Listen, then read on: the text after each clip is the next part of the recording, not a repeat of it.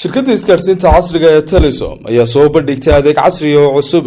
Adeegaasi oo lagu magacaabo Huawei. Adeegan ayaa ka mid noqonaya adeegyada casriga ee shirkadda Telesom sanad walba u soo kordhiso macaamiisheeda.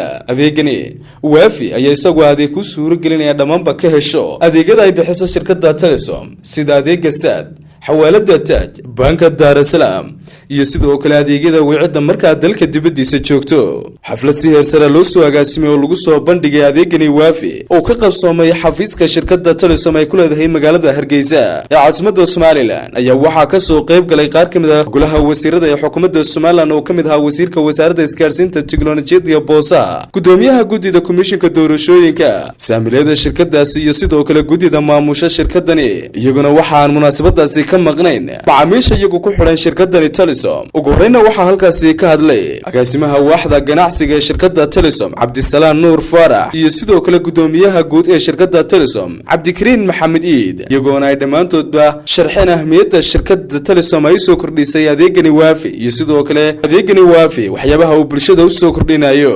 waxa la yiraahdaa Huawei waxa uu qabanayaana waxa weeye hal statement haddaan ku soo koobo adeegyadii financialka iyo callka ama adeegyadii aan u qabanaynay dadweynaha ee ay ka mid yihiin financialka Dar es Salaam Bank aan ugu qabanaynay, kuwii aan ugu qabanaynay adeegga SAD, kuwii adeegyadii aan ku fulinaynay callka iyo daatada, dhammaantood adeegyadii Telesom oo goob qura ama groupka Telesom oo goob qura laga wada helayo ayuu adeegan shaqada uu qabanaya ay tahay.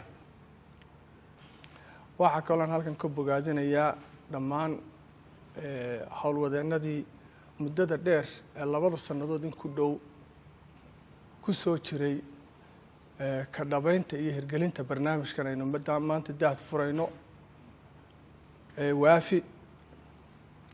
adeegani runtii waxa uu soo kordhin doonaa faca nololeed ee hadda la marayo oo ah mid tiknoolajiyadda ku dhisan inaynu sii anbaqaadno. sidaa la sheegay shirkadii afraad ayaynu nahay. sidoo kale waxaa iyaguna madashaasi ka hadlay Daahir Faarax oo ka mid ah saamilada shirkadda Telesom iyo Sucaad Carmiye, gudoomiyaha guddida komishinka doorashooyinka Cabdiqaadir Imaan Warsame iyo marti sharafta iyagu ka soo qayb galay xafladda furitaanka adeegani Huawei. marka hore ugu hambalyeynaya shirkadda iyo mas'uuliyiinta hogaaminaysa sharaftii marka hore ay ka soo hooyeen waxa inooga markhaati ah in South Africa gudoomiyaha shirkadda maamul wanaagiisa iyo sida uu wax u wado iyo sida uu soo gaarsiiyay. laabsatay waxa kamid ahaa SAD-ka.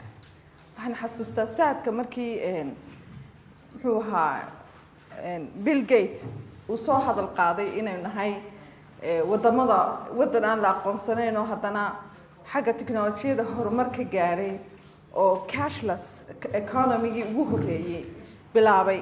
doorashadii noo qabsoontay 2017 Telesom hormood bay ka ahayd.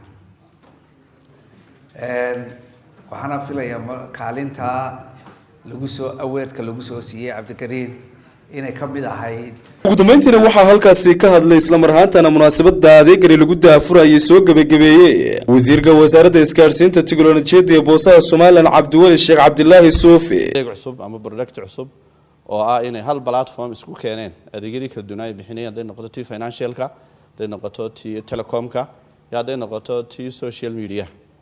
marka aad baan ugu hambalyeynaya waana laga sugay inay maaragtay shirkadda Telesom iyo hormuuda marka maamulka Telesom iyo dhammaan shaqaalahooga waxa la aad baad maaragtay hambalyo way adeeg cusub baad soo kordhiseen oo ah in loo socdo waxa la yiraahdo cashless society. bulsho aan cash aan ka shaqeynayn oo inta badan digital ku shaqeeya. goorhaantii talaabad si qaadeen kulli halkaan ka sii wada. adeegyadani ay shirkadda Telesom Group ay soo bandhigayso sanad walba macaamiisheeda ayaa iyagu ah kuwa la jaanqaadaya adeegyada tiknoolajiga ee isticmaalaan wadamada horumaray. Soomaali Cabdi Axmed Karile, Kalson TV, Hargeysa.